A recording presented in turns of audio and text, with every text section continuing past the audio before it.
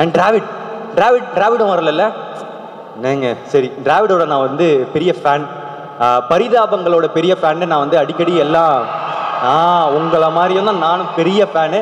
ஒரு படம் ஆரம்பிக்கும் போது அவங்க கிட்ட கால் அடிச்சிருவேன், இந்த படத்தில் ஒர்க் பண்ணலாமா, இந்த படத்தில் ஒர்க் பண்ணலாம், ஏதாவது ஒன்று மிஸ் ஆகிட்டே இருந்துச்சு.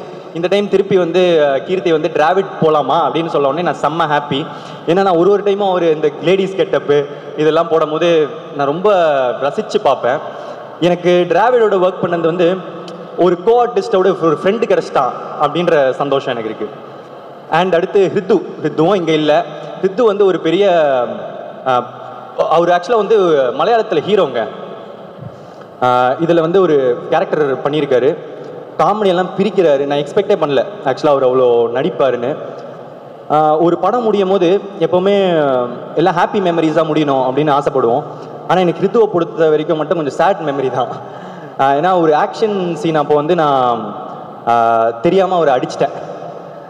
டேரக்டர் தெரியுமான்னு தெரியல, ஸோ தெரியாமல் வலிக்கிற மாதிரி அடிச்சிட்டேன். அவருக்கு வலிக்குதுன்னு தெரியாமல் சிரிச்சிட்டேன். அது ஃபஸ்ட்லேருந்து கில்ட்டு ஒரு மாதிரி இருந்துகிட்டே இருந்துச்சு. எப்போ அவரை பார்த்தாலும் சாரி சொல்கிறது கஷ்டமாகவே இருக்கும். ஏன்னா ஒருத்தரை தெரியாமல் காயப்படுத்திடா மன்னிச்சிருவாங்க, ஆனால் வழியில் இருக்கிறவனை பார்த்து சிரிச்சா மன்னிக்கவே மாட்டாங்க. ஸோ ரொம்ப சாரி ஹிது.